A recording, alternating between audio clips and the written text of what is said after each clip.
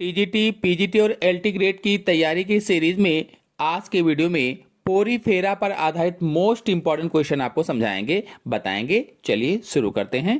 पहला क्वेश्चन लेते हैं। एस्कान नाल प्रणाली पाई जाती है। चार ऑप्शन आपके सामने दिए गए हैं और पूछा गया है एस्कान नाल प्रणाली किसमें पाई जाती है। यह क्वेश्चन प्रीवियस ईयर 2013 में टीजीटी में पूछा जा चुका है। सोचिए और बताइए।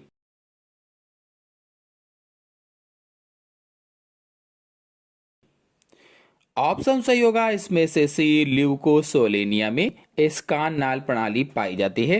बता दें कि जो नाल प्रणाली है, जो कैनाल सिस्टम है, ये स्पंजों का विशेष लक्षण होता है। जो स्पंज होते हैं उनका विशेष लक्षण होता है और स्पंजों की जो बॉडी वाल होती है, जो देह भित्ति होती है, उसमें नाल प्रणाली पाई जाती है या कैनाल सिस्टम पाया जाता है।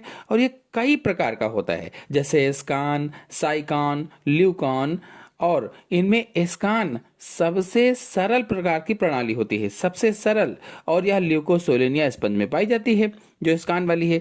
साइकान प्रणाली की अगर बात की जाए तो साइकान में पाई जाती है और ल्यूकॉन की बात की जाए तो ल्यूकॉन स्पॉन्जिला में पाई जाती है।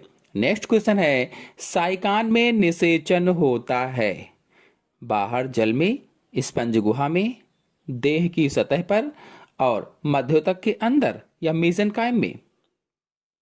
चार ऑप्शन आपके सामने दिए गए हैं। सोचिए और बताइए कौन सा ऑप्शन सही होगा।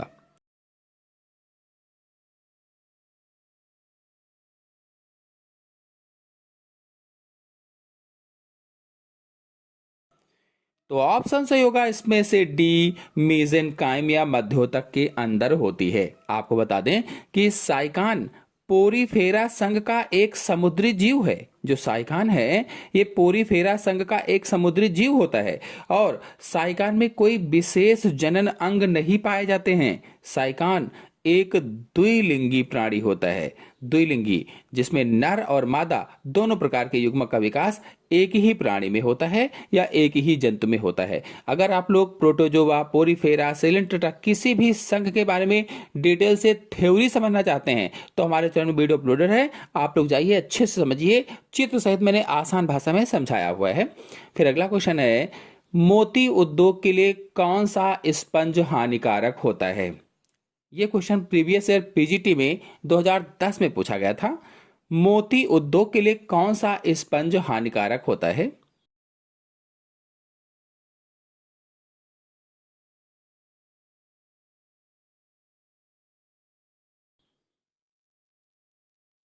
साइकान, ये स्पंज या ग्लास स्पंज, क्लियोना। आंसर सही होगा इसमें से डी, क्लियोना। बता दें कि क्लियोना को सामान्यतः बोरिंग स्पंज के नाम से जाना जाता है, बोरिंग स्पंज के नाम से। यह स्पंज ओयस्टर यानी मोती प्रदान करने वाले जो मोलस्क होते हैं उनको ओयस्टर कहा जाता है। तो ओयस्टर तथा मसेल, मसेल को क्या कहते हैं, खाद्य के रूप में प्रयुक्त होते हैं। तो ओयस्टर और मसेल की खोल में छिद्र बना देता है और उन्हें नष्ट कर देता है। नेक्स्ट क्वेश्चन है, साइकान का पोला ब्लास्टुला है। कौन सा ऑप्शन से होगा। यह क्वेश्चन एलटी ग्रेड 2018 में पूछा गया था। सोचिए और बताइए।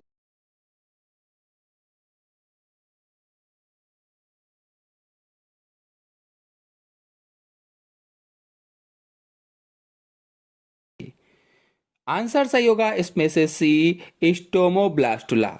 इसका आंसर क्या होगा, सी वाला स्टोमोब्लास्टुला। और स्टोमोब्लास्टुला होता क्या है, तो स्टोमोब्लास्टुला ब्लास्टुला का एक प्रकार है। जो ब्लास्टुला होता है उसका एक प्रकार होता है। बता दें कि निषेचित अंड के बार बार विभाजन से ब्लास्टुला का विकास होता है। जो फर्टिलाइज्ड एग होता है, जो जायगोट होता है फर्टिलाइज्ड, उसके बार बार विभाजन से ब्लास्टुला का विकास होता है। और ब्लास्टुला की कोशिकाएं एक एपिथेलियल का स्तर बनाती हैं या एपिथेलियल स्तर बनाती हैं, जिसे ब्लास्टोडर्म कहा जाता है।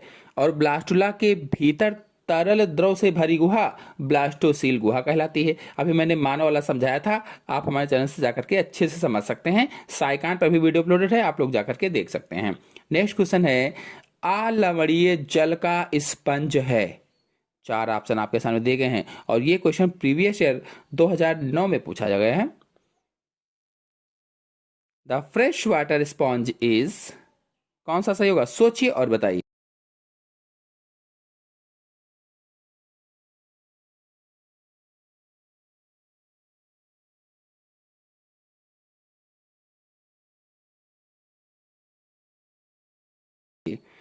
आंसर सही होगा इसमें से पहला स्पंजिला अलवणीय जल का स्पंज है। बता दें कि अधिकांश स्पंज समुद्री जल में पाए जाते हैं, मरीन वाटर में अधिकांश स्पंज पाए जाते हैं, और ताजे जल या अलवणीय जल में बहुत कम स्पंज पाए जाते हैं, जिनमें से स्पंजिला जो है ये अलवणीय जल में या फ्रेश वाटर में पाया जाता है। नेक्स्ट क्वेश्चन है, स्पंजों में कंटिकाएं बनती हैं। Spicules of sponges are formed by TGT 2009 में क्वेश्चन पूछा जा चुका है। सोचिए और बताइए कौन सा ऑप्शन सही होगा।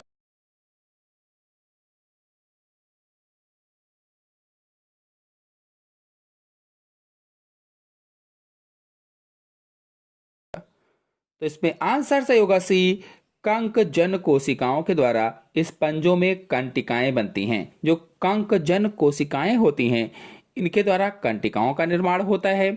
जो संचयाण होते हैं इनके ये खाद्य पदार्थों का निर्माण करते हैं।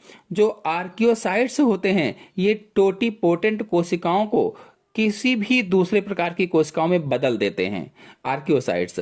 और जो ट्रोफोसाइट्स होते हैं ये भोजन प्रदान करते हैं। जो क्रोमोसाइट्स होते हैं ये उत्सर्जी पदार्थ तथा रंगा पदार्थ प्रदान करते हैं। नेक्स्ट क्वेश्चन पर आते हैं, निम्नलिखित में से ल्यूकोसोलेनिया किस वर्ग का है। यह क्वेश्चन टीजीटी 2021 में पूछा जा चुका है, यानी प्रीवियस ईयर 2021 में पूछा गया था।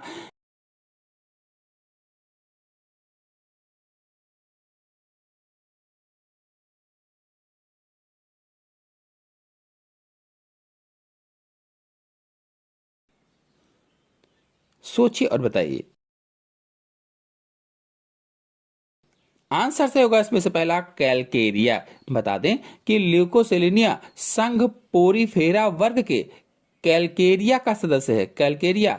और इस वर्ग का प्रमुख लक्षण कंकाल कंटिकाएं होती हैं या बड़ी बड़ी कंकाल कंटिकाएं स्पिक्यूल्स होते हैं और कैल्शियम कार्बोनेट से बने होते हैं।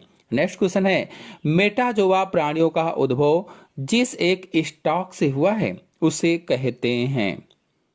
सोचिए और बताइए कौन सा ऑप्शन से होगा। Origin of all form Metazoa from a single stock is called.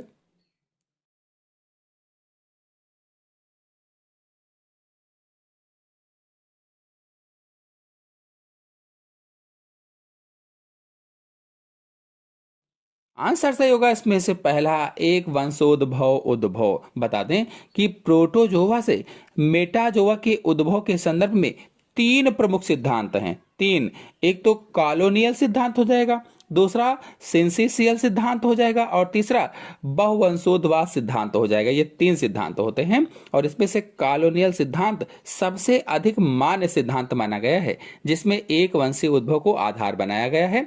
Next question है, जानवर जो समुद्र के तल में रहता है कहलाता है। Animal which live at the bottom of the sea are called. ये क्वेश्चन प्रीवियस ईयर 2004 में पूछा गया था। सोचिए और बताइए कौन सा ऑप्शन सही होगा।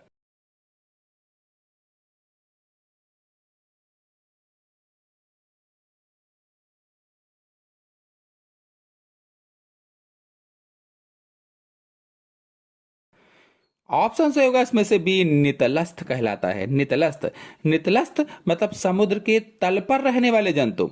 और अगर सरितजीवी होता, सरितजीवी, तो सरितजीवी में बहते हुए जल में रहने वाले जो जंतु होते हैं उन्हें सरितजीवी कहा जाता है। स्थिर जलाशय में रहने वाले जंतु सरोजीवी कहलाते हैं और समुद्र जल में स्वतंत्र रूप से रहने वाले जंतु अनबुद्धि कहलाते हैं। नेक्स्ट क्वेश्चन है, बाथ स्पंज है। टीजीटी 2011 में क्वेश्चन पूछा गया था। Bath sponge is.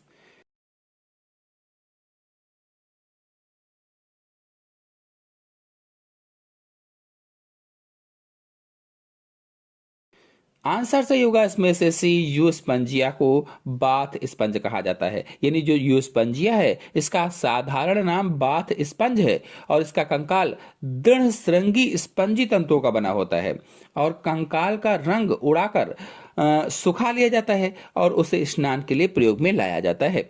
Next question है, निम्न में से कौन सी प्रकार की कोशिकाएं स्पंज में भोजन संचय करती हैं? ये क्वेश्चन बहुत ही ज्यादा इंपॉर्टेंट है, पीजीटी में 2 बार पूछा गया, 4 में और 13 में।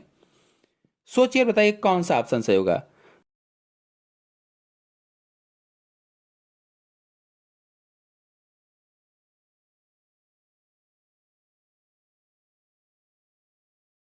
ऑप्शन सही होगा इसमें से डी, थीसोसाइट्स। बता दें कि स्पंज की देह भित्ति में 3 स्तर होते हैं, 3, जिनमें विभिन्न प्रकार की कोशिकाएं होती हैं। इनमें से थीसोसाइट्स मीसोफिल स्तर में पाई जाती है या मध्य स्तर में पाई जाती है जो भोजन का संचय करती है, और ट्रोफोसाइट भी मीसोफिल स्तर में ही होती है जिनका कार्य पोषण प्रदान करना होता है, और पिनेकोसाइट्स बाहरी स्तर पिनेकोडर्म में पाई जाती है, और कोइनोसाइट्स भीतरी स्तर कोइनोडर्म में होती है जो मुख्यतः रक्षात्मक स्तर बनाती है।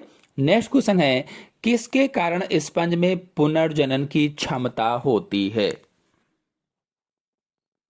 4 ऑप्शन आपके सामने दिए गए हैं और ये क्वेश्चन प्रीवियस ईयर टीजीटी 2016 में पूछा जा चुका है। कौन सा आंसर सही होगा, सोचिए और बताइए।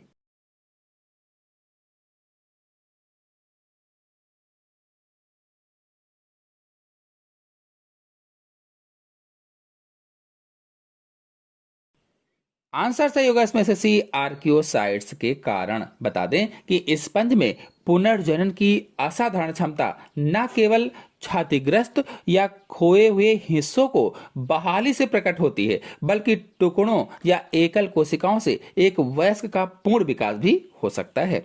नेक्स्ट क्वेश्चन है, स्पंज में कसाभ युक्त कोशिकाएं हैं। Flagellated cell in sponges are. Previous year 2011 में पीजीटी में पूछा गया था क्वेश्चन।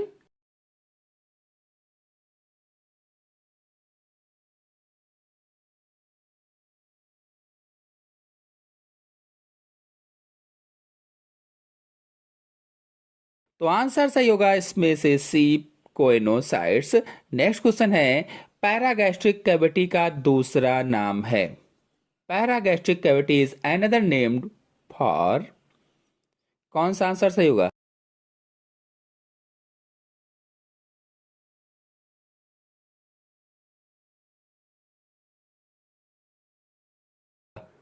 आंसर सही होगा इसमें से सी, स्पंजोसील।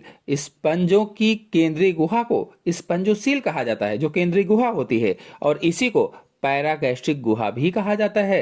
नेक्स्ट क्वेश्चन है, समुद्री अखरोट किस संघ में आते हैं? सी, वॉलनट बिलोंग टू फाइलम। ये क्वेश्चन प्रीवियस ईयर पीजीटी 2011 में पूछा जा चुका है। समुद्री अखरोट किस संघ में आते हैं? सोचिए और बताइए।